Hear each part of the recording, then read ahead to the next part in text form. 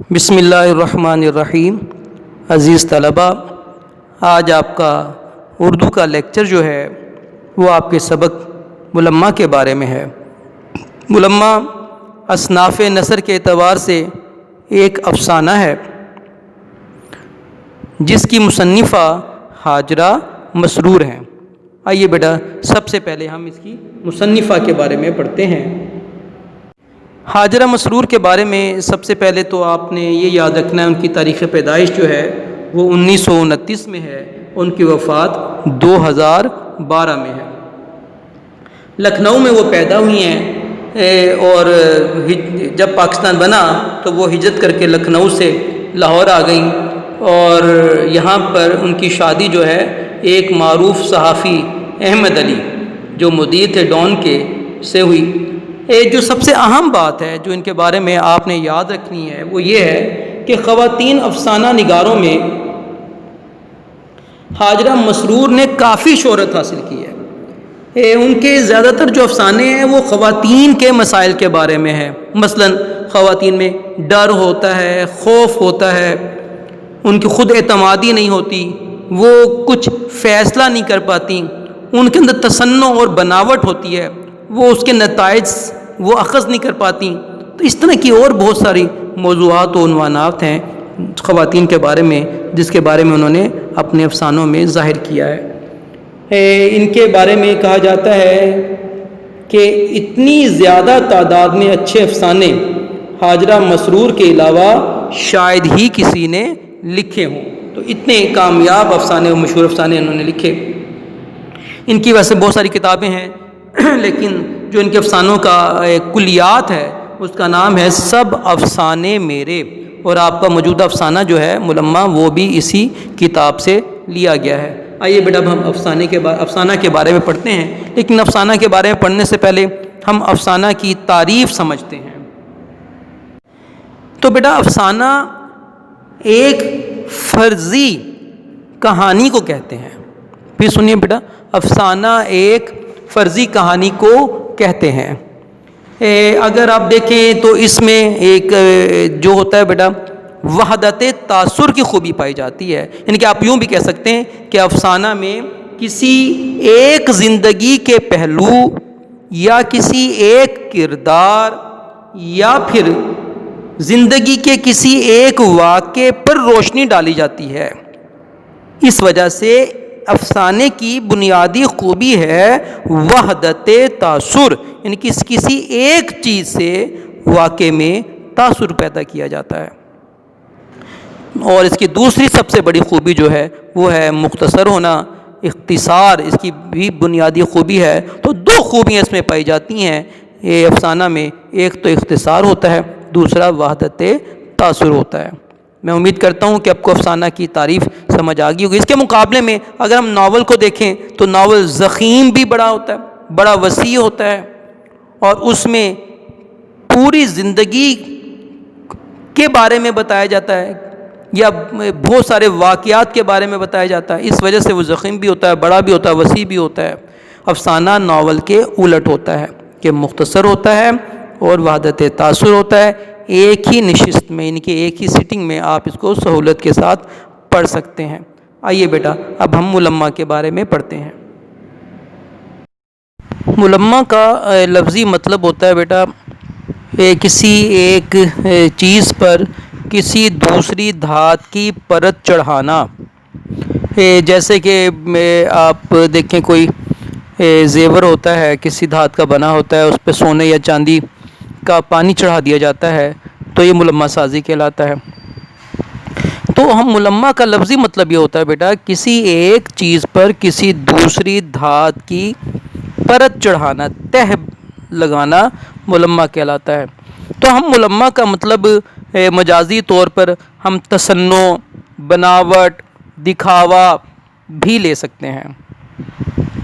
دراصل اس کہانی میں ایک لڑکی کے بارے میں ہے جو لڑکی اپنا دکھاوا کرنا چاہتی ہے، وہ ملمہ سازی کرتی ہے۔ ہوتی تو وہ ایک غریب لڑکی ہے، غریب گھرانے سے تعلق رکھتی ہے، لیکن وہ ظاہر یہ کرنا چاہتی ہے کہ جیسے وہ ایک بہت امیر ترین گھرانے کی لڑکی ہے، اور اس سے وہ دوسروں کو مرعوب کرنا چاہتی ہے، دوسروں کو متاثر کرنا چاہتی ہے، لیکن وہ اس میں کامیاب نہیں ہو پاتی۔ عورتوں میں وہ یہ خامی پائی جاتی ہے کہ عورتیں دکھاوا بہت کرتی ہیں، تصنع بہت کرتی ہیں، یہ ایک ان کی فطری خامی ہے۔ تو اس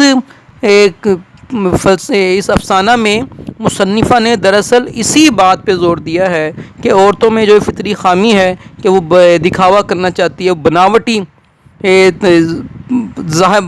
ظاہر کرنا چاہتی ہیں، اپنی تصنع ظاہر کرتی ہیں، اپنے آپ کو بہت بہتر دکھانا چاہتی ہیں دوسروں میں۔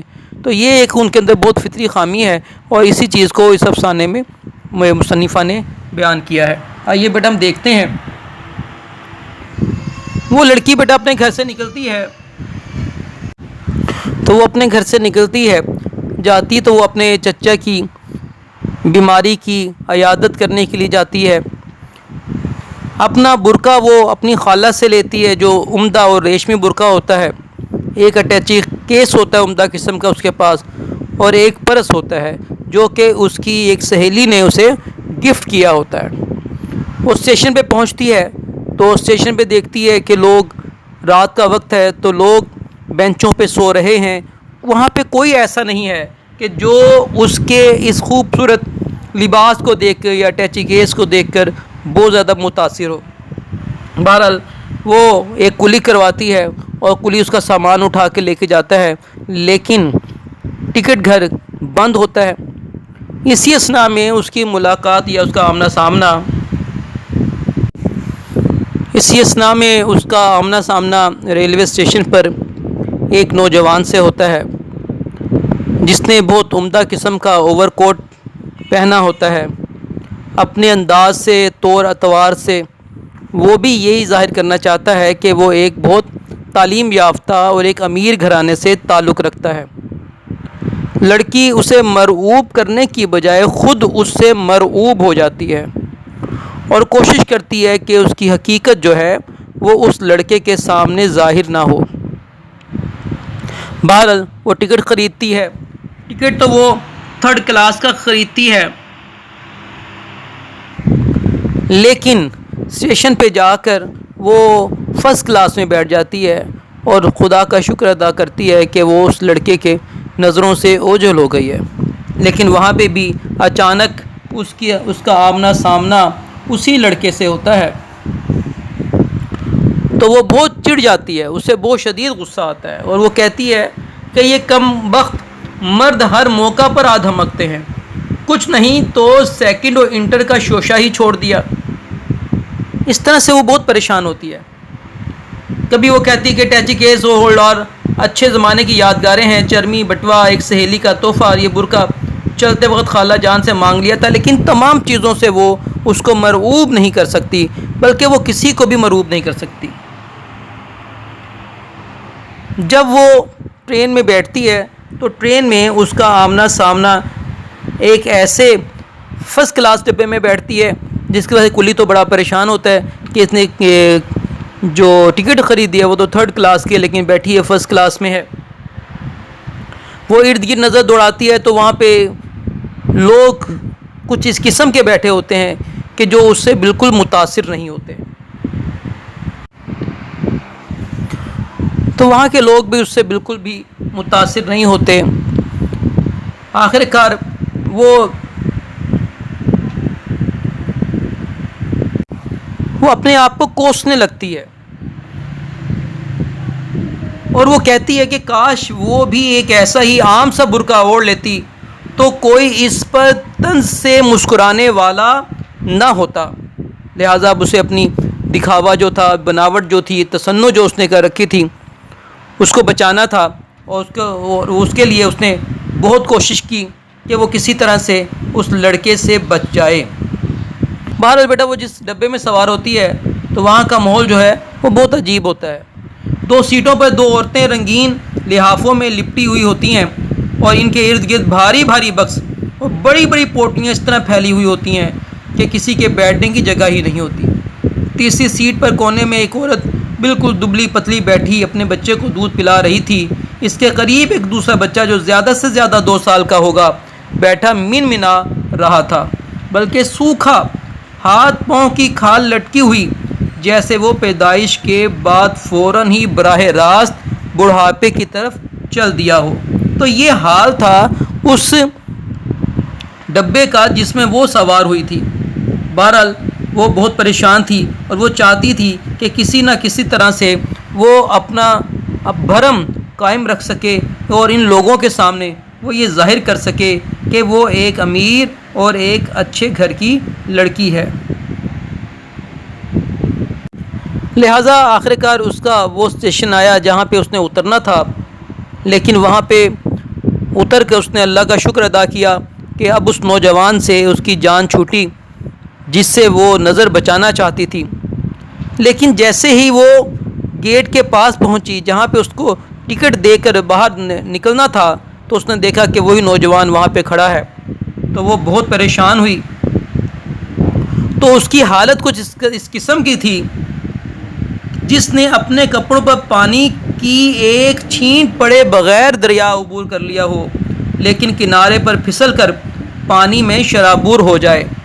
اسے اب نوجوان کہیں نظر نہ آیا، شاید وہ اس کی نگاہوں میں اب کوئی درجہ نہ رکھتی تھی۔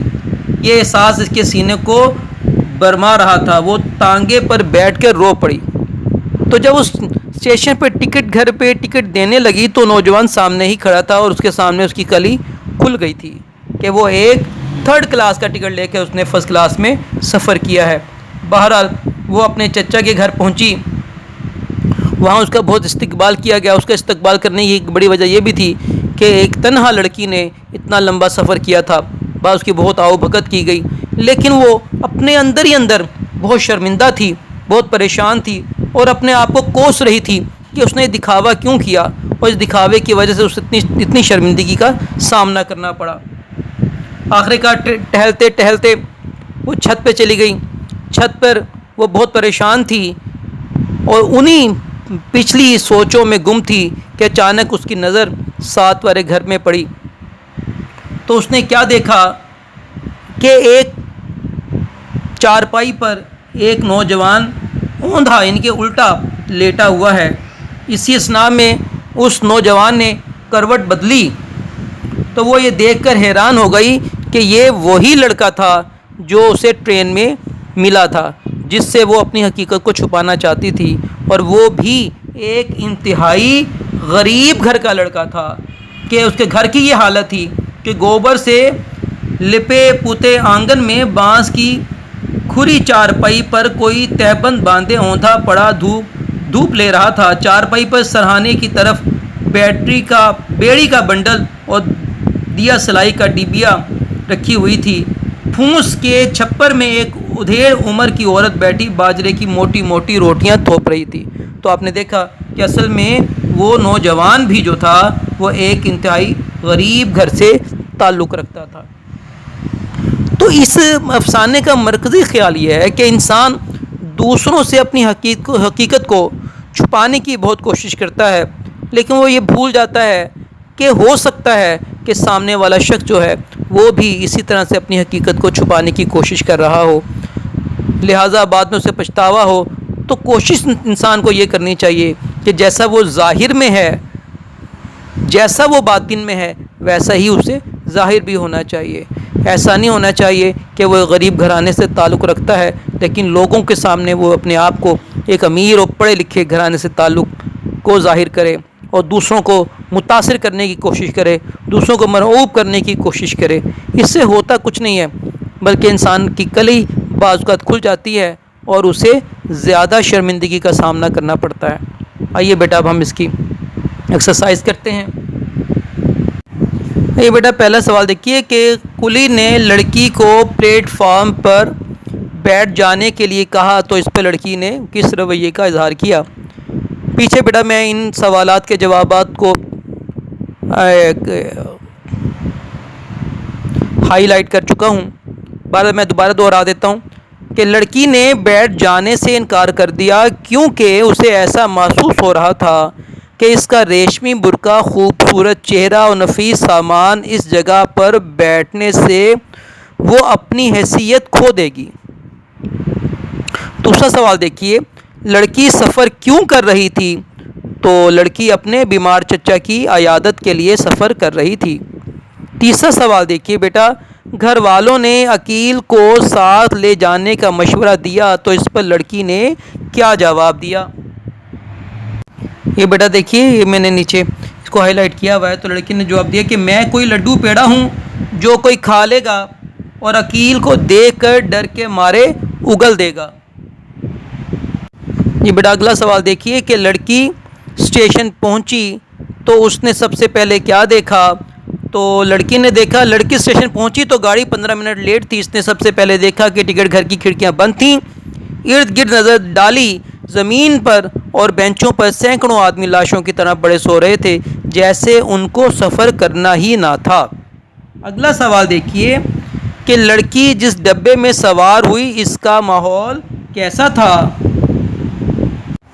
تو بیٹا آپ یہ دیکھ سکتے ہیں، یہاں پہ لکھا ہوا ہے کہ لڑکی جس ڈبے میں سوار ہوئی اس نے دیکھا 2 سیٹوں پر 2 عورتیں رنگین لحافوں میں لپٹی ہوئی تھیں اور ان کے ارد گرد بھاری بھاری بکس اور بڑی بڑی پوٹلیاں اس طرح پھیلی ہوئی تھیں کہ کسی کے بیٹھنے کی جگہ ہی نہ تھی۔